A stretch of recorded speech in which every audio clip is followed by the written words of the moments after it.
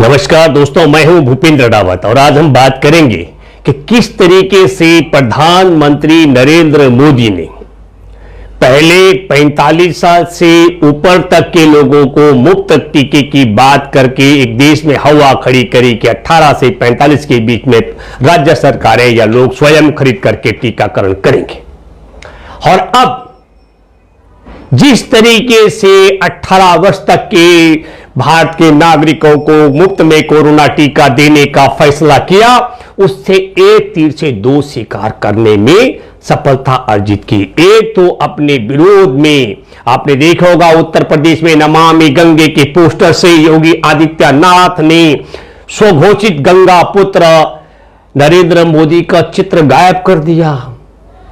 और नरेंद्र मोदी ने वैक्सीन की राजनीति को करके विपक्ष और योगी आदित्यनाथ को घायल कर दिया, दो हाथ करने की ताकत अर्जित कर दी। लेकिन मैं इस पूरे मुद्दे पर बात करना चाहता हूं कि देश में किस तरीके से आपको समझना पड़ेगा।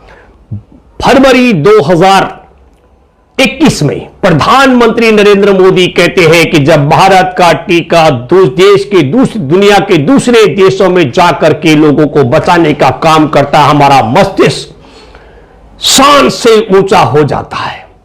और 28 जनवरी को दावोस में विश्व स्तरीय जो बैठक थी उसको घोषित करते हैं और कहते हैं कि हमने कोरोना को हरा दिया है। किस तरीके से देश और दुनिया के वैज्ञानिक कह रहे थे कि भारत तबाह बर्बाद हो जाएगा, ये बात भी देश की प्रधानमंत्री नरेंद्र मोदी की है।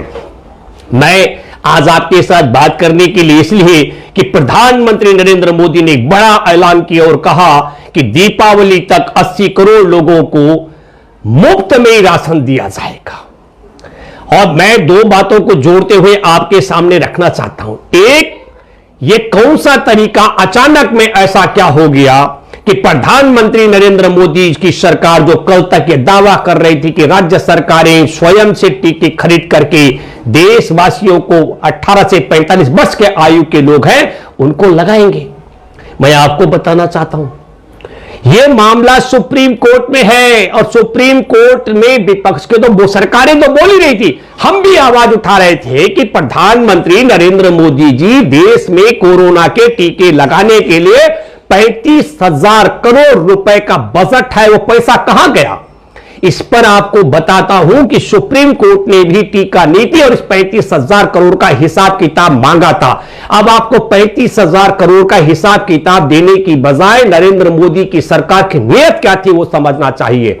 नरेंद्र मोदी की सरकार ने देश में पहले लॉकडाउन के बाद 20 लाख करोड़ रुपए का पैकेज की घोषणा की थी और 20 लाख करोड़ रुपए के पैकेज का हमने हिसाब लगाया था कि भारत में 25 करोड़ के करीब परिवार हैं। एक एक परिवार के हिस्से 80-80 हजार रुपए आता है। मैं पूरी जिम्मेदारी के साथ में, मैं भारतीय किसान मजदूर संयुक्त यूनियन का राष्ट्रीय प्रवक्ता हूं। इस आधार पर मैं देश के लाखों किसान और मजदूरों के परिवारों को जानता हूं और मैं ईमानदारी के साथ में एक बात साफ गोई के साथ कह सकता हूं कि भारत के किसी भी किसान परिवार को और किसी भी खेती हर मजदूर के परिवार को 80-80 हजार रुपए की रकम नहीं दी गई है। एक बड़ा घोटाला है। मैं दूसरी बात करना चाहता हूं, अखिल भारतीय रेलवे खान पान यूनियन के हमारे मित्र हैं रविंद्र गुप्ता जी, जो पूरी लड़ाई लड़ रहे हैं। 13 लाख से अधिक रेलवे में जो आपने दुकानें देखी होंगी हॉकर्स हैं। 13 लाख हॉकर्स की तरफ से मैं दावा करता हूं 13 लाख परिवार हॉकर्स में से किसी को भी 80 हजार रुपए की नकदी मोदी सरकार ने अदा नहीं की। मैं राजधानी दिल्ली में जनसंघर्ष वाहिनी के बिहाफ पर पिछले 3 दशक से हम अनाधिकृत कॉलोनी की लड़ाई लड़ रहे हैं जिसमें 50 लाख से ज्यादा आबादी है। मैं दावा करता हूं उनमें किसी भी परिवार को 80 हजार रुपए की नकदी नहीं मिली।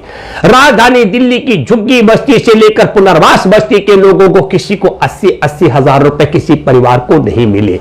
इसका मतलब है कि भारतवासियों को, आम नागरिकों को उनके 80 हजार रुपए उनके हिस्से का नहीं मिला। नरेंद्र मोदी की सरकार ने 20 लाख करोड़ रुपए में देश की बड़ी आबादी के हिस्से का 80-80 हजार रुपए जिस तरीके से हजम किया, ठीक उसी तरीके से ये टीकों के नाम पर 35,000 करोड़ रुपए की जो रकम थी उसको भी मोदी सरकार ठिकाने लगाने का षड्यंत्र कर रही थी, जो कि सुप्रीम कोर्ट में फंस गया। अब दूसरी बात देखिए चालाकी कितनी जबरदस्त थी। आप जो छोटा आपका बच्चा भी होगा स्कूल जाने वाला, जिसके लिए आप पेन और पेंसिल भी खरीदते होंगे, दुकानदार एक पेंसिल की अगर अलग अलग कीमत तय करेगा तो आप लड़ पड़ेंगे। अब आप बताइए कि हमारे देश में जो विदेशी कंपनियों के द्वारा तैयार किया गया, विदेशी वैज्ञानिकों के द्वारा, जिसको हम स्वदेशी वैक्सीन बोल रहे हैं, जो वैक्सीन लगाया जा रहा है, कितनी विचित्र स्थिति है। नरेंद्र मोदी सरकार ने टैक्टिकली कंपनियों के साथ कहा, जब मेरी सरकार खरीदेगी तो मुझे टीका आपको 150 रुपए में देना है, और जब यही टीका राज्य सरकार खरीदेगी तो उसे 400 रुपए में देना है, ताकि नरेंद्र मोदी की सरकार, नरेंद्र मोदी खड़े होकर भाषणबाजी दे सके कि देखो ये जो राज्य सरकार है विपक्ष के लोगों की, इसने 400 रुपए में टीका खरीदा जबकि मैं 150 रुपए में खरीद रहा था। सुप्रीम कोर्ट ने यही सवाल किया, एक ही चीज दो की कीमत में कैसे बिक सकती है। और निजी हॉस्पिटल खरीदेंगे तो 600 रुपए उससे ज्यादा कीमत में बेचा जाएगा। मैं आपको बताना चाहता हूं, इस पूरी चतुराई में सुप्रीम कोर्ट में जब ये पोल खोल होने लग गई थी, अदालतों पर बहुत बड़ा यकीन भी हमको अदालती फैसलों पर नहीं करना चाहिए, क्योंकि इसी अदालत में सुप्रीम कोर्ट ने 22 अप्रैल को स्वतः संज्ञान लिया था, जब बिना ऑक्सीजन के लोग मर रहे थे। तब कोर्ट मित्र जिसको तय किया गया हरीश साल्वे जी को, वो लंदन में रहते हैं और लंदन से भारत में जहाजों के आवागमन पर 19 अप्रैल से रोक लगा दी गई थी। ऐसे व्यक्ति को जो भारत में रहता नहीं और भारत में आ नहीं सकता, उन्हें कोर्ट मित्र बनाया गया। फिर जब सवाल खड़ा हुआ तो 23 अप्रैल को उनको कोर्ट मित्र से हटाया गया। 25 अप्रैल को विश्व के 40 देशों से हमारे देश की राजधानी दिल्ली के एयरपोर्ट में 300 टन राहत सामग्री आ गई थी, जिसमें ऑक्सीजन के सिलेंडर भी थे और ऑक्सीजन कंसंट्रेटर भी थे। और आपको बताना चाहता हूं कि उसके बाद भी आपको मालूम होगा कि बिना ऑक्सीजन के राजधानी दिल्ली के बत्रा हॉस्पिटल में लोगों की जान गई है, जयपुर गोल्डन हॉस्पिटल में उसी दिन जान गई है, और देश भर में बिना ऑक्सीजन के लोग मारे जाते रहे। सुप्रीम कोर्ट के स्वतः संज्ञान लेने के बावजूद भी एयरपोर्ट पर वह राहत सामग्री पड़ी रही, जब तक 2 मई को यह तय नहीं हो गया कि पश्चिम बंगाल में मोदी सरकार हारने वाली है, तब तक उस राहत सामग्री तरफ देखा नहीं गया। यह कोरोना के प्रति कितना गंभीर सुप्रीम कोर्ट और कितनी गंभीर केंद्र की मोदी सरकार और राज्य सरकार है दिल्ली की, जिसने यह आवाज तक नहीं उठाई कि वो जो राहत सामग्री है वो जरूरतमंदों तक पहुंचाई जाए। 25 अप्रैल से लेकर के 2 मई तक कोई चर्चा उस पर नहीं। 2 मई के बाद तय हुआ कि उसको कहां कहां वितरण किया जाना चाहिए। मेरे दोस्तों, मैं पूरा अभी उत्तर प्रदेश की राजनीति की तरफ आपको लेकर जाना चाह रहा हूं कि किस तरीके से योगी और मोदी का जो युद्ध है, द्वंद्व है, आप समझ लीजिएगा कि स्वघोषित गंगा पुत्र को योगी आदित्यनाथ ने नमामि गंगे कैलेंडर से बाहर कर दिया। अब यह लड़ाई देखिए किस स्थिति में है, बड़ा विचित्र है। उत्तर प्रदेश के अंदर आपने देखा होगा, गंगा, उत्तर प्रदेश से लेकर बिहार तक गंगा और यमुना में जो शव निकले हैं कोरोना के बीच में, तो आपको बताना चाहता हूं कि सभी शव वो पुरुष थे, महिला थे, बुजुर्ग थे, युवा युवतियों के शव थे, जिनको चील कौवे कुत्ते खा रहे थे नोच करके, वो सब हिंदुओं के शव हैं। जो नदियों के किनारे आपने रेत के रेगिस्तान में, रेत का जो रेत के बीच में कब्रें बना करके छिपाए गए, शव दफन किए गए, जिनके ऊपर आपने देखा होगा राम नामी चादरों को चोरी करते हुए योगी आदित्यनाथ के लोग सरेआम वीडियो में देखे जा रहे हैं। और राम नामी चादर को चोरी करके छिपाने का प्रयास कर रहे हैं कि ये हिंदुओं के शव हैं। उन कब्रों को खोद करके कुत्ते और जंगली जानवर नोच नोच के खा रहे हैं और चील कौवे उनके लाशों को वहां मंडरा रहे हैं। इसके बावजूद भी क्या है कि भैया सरकार, अभी राधा मोहन जी मिले हैं राज्यपाल को और कहा कि सरकार बहुत बढ़िया काम कर रही है, क्योंकि योगी के राज में हिंदुओं की महिला हो, पुरुष हो, बुजुर्ग हो, जवान हो, वृद्ध हो, उनके शवों को चील कौवे और कुत्ते खा रहे हैं। और दूसरी तरफ क्या किया गया, मैं आपको बताना चाहता हूं कि एक तरफ सब्जी बेचने वाले फैजल को 21 मई को उन्नाव का मैं जिक्र कर रहा हूं, नौनिहालगंज मार्केट का, वहां की पुलिस उठाकर ले जाते हैं, पीट पीट करके उसकी हत्या कर देती है। क्यों?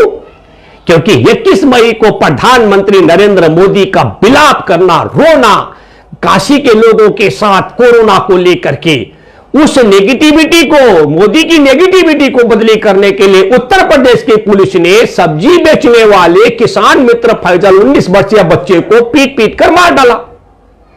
किस पुलिस ने? किस सरकार ने? जिसकी सरकार में सरकारी ठेकों पर शराब कोरोना काल में न केवल खड़े होकर शराब बिकवाई जा रही है, बल्कि शराब के साथ साथ जहर भी बिकवाया जा रहा। अलीगढ़ का मैं जिक्र कर रहा हूं, लेकिन मैं पहले बात करता हूं, जिस दिन फैजल को पीट पीट के मारा गया, उस दिन भारत में जो मौत के मामले आंकड़े सरकार के कागजों में, वैसे तो कई गुना ज्यादा थे, सरकार के आंकड़ों में उस दिन की जो मौत है वो 4209 लोगों की मौत बताई गई है कोरोना से, और 2,59,000 मामले नए उजागर हो चुके थे। यह बात मैं जिक्र कर रहा हूं।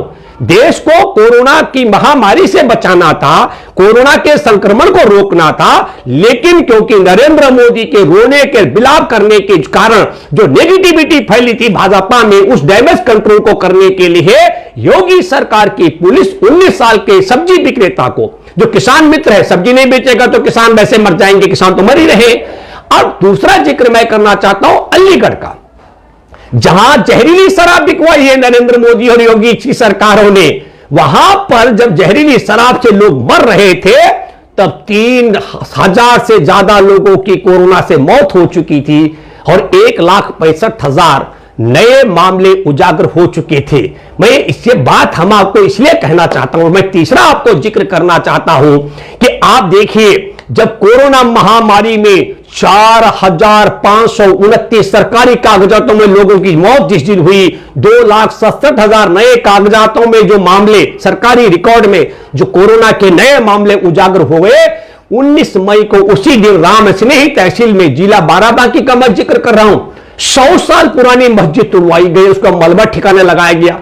आप समझो, आपके पास मलबा उठाने के लिए, तोड़ने के लिए, सबके लिए लोग हैं, लेकिन जो ऑक्सीजन मांग रहे थे, हॉस्पिटल जाने के लिए साधन मांग रहे थे, हॉस्पिटल बेड मांग रहे थे, उनको ना तो हॉस्पिटल जाने आने का साधन दिया गया, न बेड दिया गया, और न जाने आने की जगह दी गई। तो मैं ये बात कहना चाहता हूं कि किस तरीके से षड्यंत्र किया जा रहा है, यह संदेश दिया जा रहा है कि हे हिंदुओं, अगर तुम्हारे परिवार के मर्तकों की 100 को चील, कौवे, गिद्ध खाते रहे, तो हमारी सरकार ने अच्छा काम किया ना, 100 साल पुरानी मस्जिद गिरा दी। और मैं इसी पर कह रहा हूं, आपको बताना चाहता हूं, मई में ही 13 मई को 8 लोगों की ऑक्सीजन के बगैर जान चली जाती है। डुमरियागंज में सिद्धार्थनगर का जिक्र कर रहा हूं, तो वहां पत्रकार अमीन फारूकी को एसडीएम त्रिभुवन के गुंडे, और दूसरा वहां पर विधायक हैं जो पहले युवा वाहिनी के, हिंदू युवा वाहिनी के विधायक भाजपाई राघवेंद्र प्रताप, पहले धमकाते हैं, डांटते हैं, और अमीन फारूकी से कहते हैं कि तुम्हारी रिपोर्टिंग ठीक नहीं है। अमीन फारूकी ने कहा रिपोर्टिंग ठीक नहीं है तो आप मेरे खिलाफ एफआईआर दर्ज करें, और अमीन फारूकी को ऐसा बोलने पर एसडीएम त्रिभुवन और विधायक राघवेंद्र के गुंडे पूरी तरीके से पीटते हैं, और पीटने के बाद डुमरियागंज थाने की पुलिस गिरफ्तार कर लेती है 2 बजे। 16 मई का मैं जिक्र कर रहा हूं, आप देखिए कि क्या किया जा रहा है, इसको समझना पड़ेगा। और फिर मैंने जब मामला सोशल मीडिया के माध्यम से आया, तो मैंने अपने मित्रों के माध्यम से, खास करके मैं बताऊं कि उत्तर प्रदेश में हमारे लखनऊ में जैनाब सिद्दीकी एक्टिविस्ट हैं, उनके माध्यम से मैंने सिद्धार्थनगर का थाना का, वहां का पत्रकारों का फोन नंबर लिया। सौभाग्य से उन्होंने जो मुझे नंबर दिया वो अमीन फारूकी का था। अमीन फारूकी से मैंने पूछा तो अमीन फारूकी ने कहा वो पत्रकार तो मैं हूं। मैं ये बात इसलिए कहना चाह रहा हूं, अमीन फारूकी पर एसडीएम त्रिभुवन पर और प्रसाद और राघवेंद्र एमएलए और उनके गुंडों ने हमला कराया और गुंडों ने हमला किया। मुकदमा दर्ज होना चाहिए था उन पर गिरफ्तार कर दिया गया। किसको? हिरासत में लिया गया अमीन फारूकी को। अमीन फारूकी गिरफ्तार क्यों है? मैंने दद्दन जो वहां थानेदारी कर रहे थे उस समय इंचार्ज, मैंने उनसे बात की, उन्होंने कहा मीटिंग में हम जरूर सुनते हैं।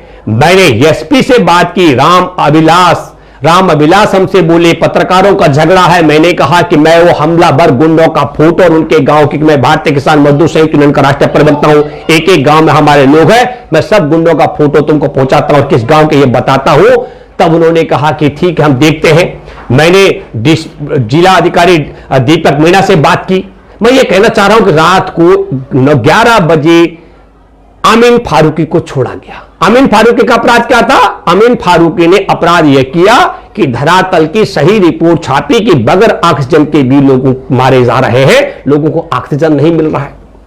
अब चर्चा हो रही है, चर्चा की जा रही है कि उत्तर प्रदेश में किसकी सरकार बनेगी। मैं एक बात कहना चाहता हूं, जिस तरीके से प्रधानमंत्री नरेंद्र मोदी की 35,000 करोड़ रुपए की गोलमाल करने का जो पोल खोल हुई, अब मोदी बैक फुट पर आ गए। मोदी कहने लग गए हैं कि अब तो 18 से लेकर के 45 वर्ष तक के लोगों को भी वैक्सीन हम मुफ्त में देंगे। मेरे देशवासियों, मोदी जी दूसरी भाषा भी बोल रहे हैं, कह रहे हैं कि पहले वाली सरकारों के जमाने में वैक्सीन नहीं लगती थी, हम तो जल्दी जल्दी लगाते हैं। मैं एक बात बताना चाहता हूं, मैं बिल्कुल आपको दो बातें कहना चाहता हूं। 31 जनवरी 2020 को विश्व स्वास्थ्य संगठन ने कोरोना वैश्विक महामारी घोषित कर दिया था, कोरोना को वैश्विक आपातकाल। और उसमें क्या हुआ, उसी दिन भारत में एक मामला उजागर हो गया था। तो यदि विश्व स्वास्थ्य संगठन की चुनौती और चेतावनी को प्रधानमंत्री नहीं समझे और नहीं सुने और भारत में एक मामला आ चुका था, तो सच में प्रधानमंत्री कुर्सी पर बैठने लायक और देश के हितैषी माने जा सकते हैं। 12 फरवरी को राहुल गांधी विपक्ष के नेता, उन्होंने भी इनको चुनौती दी है, कहा कि भाई बचा लो देश को, तब भी ध्यान नहीं दिया गया। तो हम ये कहना चाह रहे हैं आपके माध्यम से, आप सबको सवाल करना चाहे कि प्रधानमंत्री नरेंद्र मोदी देश को बताए कि 31 जनवरी से लेकर के और 19 मार्च की शाम को गाल बजाने तक प्रधानमंत्री नरेंद्र मोदी ने कोरोना से देश को बचाने के लिए कहा नहीं बोला है। ये देश के साथ गद्दारी, और कारण क्या था फिर मैं बार बार बोलता रहा हूं। 20 दिसंबर के लगभग 2019 का मैं जिक्र कर रहा हूं। मध्य प्रदेश में कमलनाथ की सरकार को के 20-21 विधायक फार हो रहे थे, भाजपा आरएसएस के मुखिया से लेकर के मोदी तमाम के संपर्क में थे। तो मध्य प्रदेश की सरकार गिराने का षड्यंत्र था। यह महत्वपूर्ण बात मैं आपके माध्यम से कहना चाहता हूं। तो देश को कोरोना में झोंकने का काम उस गद्दार ने किया, मैं नाम नहीं ले रहा हूं, जिसने 31 जनवरी को विश्व स्वास्थ्य संगठन की चुनौती और जो उन्होंने कहा था तमाम विश्व को, और एक मामला भारत में उजागर हो चुका था। तो जो एक मामला भारत में उजागर होने पर चुपचाप रहा हो, 500 मामले उजागर होने पर तालाबंदी करके फिर आपने देखा है हमारे प्रधानमंत्री रो रहे थे काशी में, और जिस दिन फिर एक बेचारे फैसल 19 वर्षीय सब्जी विक्रेता को मरवा दिया, प्रधानमंत्री मोदी को उस दिन रोना नहीं आया जिस दिन खुफिया एजेंसी की रिपोर्ट को खारिज करके इसने गद्दारी करके हमारे देश के जवानों की हत्या करवाई पुलवामा में, उनके टुकड़े टुकड़े बिखर गए थे। तब नरेंद्र मोदी शूटिंग में व्यस्त थे। आप उठा के देखिए, बताओ कि मोदी रोए क्या। जिस दिन गलवान घाटी में हमारे 15 जून को निहत्थे जवानों को पीट पीट करके मार डाला चीनियों ने घुस करके देश के अंदर, तब यह शख्स नहीं रोया। अभी आपको बताना चाहता हूं, ताउते जो तूफान है 12 तारीख को हमारे मौसम विज्ञान ने बता दिया था, लेकिन उसमें और 15 तारीख को उच्च स्तरीय मीटिंग की थी प्रधानमंत्री नरेंद्र मोदी ने, और ताउते में 60 से ज्यादा हमारे लोग ओएनजीसी के लिए काम करने वाले मजदूर मुंबई के नजदीक समुद्र में मारे गए। तो यह व्यक्ति खुफिया एजेंसी की रिपोर्ट खारिज करके जवानों की हत्या करवाता है, मौसम विभाग की चेतावनी को खारिज करके समुद्र में मजदूरों को मरवाता है, और विश्व स्वास्थ्य संगठन और विपक्ष की चुनौती और आगाह करने के बाद देश को कोरोना में फंसा देता है, और फिर एक ऐसा षड्यंत्र करता है, कंपनियों से कहता है कि मैं ब्लैकमेलिंग, किसी भी राज्य सरकार को वो टीका नहीं देंगे, मेरे कहने से टीका देंगे जिसको मैं कहूंगा, और फिर ये आरोप लगाने के लिए कि देखो ये तो महंगा टीका खरीदते थे, मैं सस्ता टीका खरीदता हूं। मैं आप सब लोगों से कहना चाहता हूं और आपसे अपील करता हूं, मैंने जो दावा किया है कि 80-80 हजार रुपए एक एक परिवार के हिस्से आते हैं, मेरी अपील है यदि किसी रेहड़ी पटरी खोमचा वाले को, किसी खेतीहर मजदूर को, किसी किसान को, किसी रेलवे के वेंडर्स को, देश के किसी भी आम परिवार को, जिन परिवारों को 80-80 हजार रुपए की राहत रकम मिली हो 20 लाख करोड़ रुपए में से, उनसे मुझे अपील करता हूं कि आप हमारा एक पेज है वॉइस ऑफ इंडियन पीपल्स, क्योंकि अभी सरकार ने ब्लॉक कर रखा, खुल नहीं पा रहा हमसे, तो उसको हमारे उस पेज पर आप अपने कमेंट्स लिखे। ये अपील मैं आपसे करने के लिए आया हूं। और मैं दूसरी बात कहना चाहता हूं कि ये खेल आपको समझना चाहिए, ये वैक्सीन का खेल, ये टीका का खेल भी आपको समझना चाहिए। हमारे देश में कोरोना महामारी के कारण न केवल लोगों की जान गई, न केवल चलते चलते सैकड़ों किलोमीटर चलते हुए, पैदल चलते हुए गर्भवती महिलाओं ने समय से पहले बच्चे जने, रेल से कट के टुकड़े हुए, गाड़ियों से कुचल के मरे, भूख से मरे, बल्कि एक और बात हुई, हमारे देश के 14 करोड़ लोगों में से जो पैदल चलने वालों के पैरों से खून और पस भी टपका है। और मैं दावे से कहता हूं कि तब भी करोड़ों लोगों की रोजी रोटी छीनी थी, और अब भी 1 करोड़ ज्यादा लोगों की रोजी रोटी छीन चुकी है। देश में 23 करोड़ लोग गरीबी की रेखा से नीचे पहुंच चुके हैं। और आखिरी बात, हमारे देश में प्रधानमंत्री नरेंद्र मोदी बहुत ईमानदार है। वो कहते हैं कि मैं बहुत ईमानदार हूं, पिछली सरकार 1 लाख करोड़ रुपए का घोटाला करती थी, तो 7 लाख करोड़ रुपए ये कहां है, मोदी बताएं। मोदी जी ने हमारे देश में सब्सिडी बंद की, लाखों लाख करोड़ रुपए, ये पैसा कहां गया, मोदी देश को बताएं। मोदी जी ने हमारे देश में सरकारी संस्थान, हमारे देश में रेल, बेल, गेल, सेल सब बेचा, एयरपोर्ट, वो पैसा कहां गया। और ये बात आप सबको बतानी चाहिए। और मैं आपको बताना चाहता हूं कि हमारा देश पे एक बात मैं आपको कहना चाहता हूं, एक दार्शनिक थे, वो दार्शनिक ने एक बात अच्छी कही थी कि अगर जनता मूर्ख हो तो उन पर शासन करने वाला अपनी नाकामी, अपनी बेकूफी, अपनी नालायकी को भी जश्न में तब्दील कर देता है। ये खूबसूरती नरेंद्र मोदी की मुझे नजर आती है। हमारे देश को कोरोना की महामारी में झोंकने वाला, कोरोना से बर्बाद कराने वाला, कोरोना को भगाने के लिए पहले ताली थाली घंटी घड़ियाल बजाने वाला, आज फिर जब कोरोना की वैक्सीन, मैं फिर कहना चाहता हूं कि फरवरी में कहा हमारा मस्तिष्क ऊंचा होता है, और फिर कहा कि हमारे देश में कोरोना वैक्सीन विश्व स्तरीय चल रहा है। कोरोना के दूसरे टीके के लिए देश में लोग भागदौड़ मची पड़ी है। मैं ये कहना चाहता हूं कि तमाम असफलताओं पर पर्दा डालने के लिए अब वैक्सीन की सफलता दिखा करके देश को, पहले देशवासी रोजगार मांग रहे थे, अच्छे दिन मांग रहे थे, अब ऐसी दशा में पहुंचा दिया। एक बार किसी ने पूछा, मोदी जी आपके राज्य में क्या स्थिति है? बोला आपको बहुत सस्ता पेट्रोल मिल रहा है, जो बाकी सबको पड़ता था मनमोहन सिंह जी के समय 45-50 रुपए का उनको पड़ता था, वो आपको अभी मुफ्त में आ रहा है। मोदी बोले थे कि मैं नसीब वाला हूं। मैं आप प्यारे देशवासियों आपको बताना चाहता हूं, पेट्रोल में मोदी सरकार इस कोरोना काल में 32 रुपए लीटर की डकैती डाल रही है। अगर एक किसान परिवार को 6,000 रुपए दे रही है, तो उसका बेटा अगर 1 लीटर पेट्रोल रोज का अगर उपयोग करता है, तो आपको बता दूं 11,000 रुपए ज्यादा की वसूली उससे हो रही है, उस परिवार से। अगर डीजल का 1 लीटर भी इस्तेमाल हो रहा है, तो 32-30 रुपए की डकैती मोदी सरकार उसमें डाल रही है। हमारे देश में जो गैस सिलेंडर 400 का था, उसे 800-900 रुपए में बिकवा रही है। अकेले हमने हिसाब लगाया कि पेट्रोल, डीजल और गैस, इन 3 अहम चीजों पर ही मोदी की सरकार प्रति वर्ष एक परिवार से 20-20 हजार रुपए की डकैती डाल रही है। इस डकैती का भी आपको ध्यान रखना पड़ेगा। आप सब पढ़े लिखे लोग हैं, और प्रधानमंत्री नरेंद्र मोदी कहते हैं कि हमने 7 साल में कोई समझौता नहीं किया। मैं आपको दावे के साथ में कह सकता हूं, भारत का भूगोल बदल दिया। चीन ने कब्जा कर रखा पहले डोकमाल में, और अब यहां लद्दाख की तरफ चीन ने कब्जा कर लिया। चीन वापस जाने के लिए तैयार नहीं है। बीच में कहा गया कि चीन ने हमारे सैनिकों को मारा, हम उसके ऐप्स का बहिष्कार करते हैं। लेकिन सबसे ज्यादा आपको बताता हूं, ऑक्सीजन के सिलेंडर भी वहां से आए, वो भी ले रहे हैं। बोले भाई हमारा प्राणवायु भी तुम दे दो, कोरोना भी तुम दो, तुम कब्जा भी तुम करो, हमारे जवानों की हत्या भी तुम करो, जब तुम देश में आओ तो हम तुम्हें झूला झुलाएंगे। मैंने पहले भी कहा था कि 2007 से देश के गद्दार आरएसएस संघ के टुकड़ों पर पड़ रहा है। ये देश का भूगोल बिगाड़ चुका है, देश का भाईचारा खत्म करना चाहता है। और मैं फिर कहना चाहता हूं आपको, आप सब लोग देख लीजिएगा, हमारा देश का संविधान भी खतरे में, भूगोल भी खतरे में, देश का इंसान भी खतरे में, देश की रोजी रोटी खतरे में, देश का किसान खतरे में। सड़कों पर किसानों की 400 ज्यादा की जान चली गई है। और आपको बताता हूं, मोदी सड़क संसद में बोले थे कि एमएसपी थी, एमएसपी और एमएसपी रहेगी।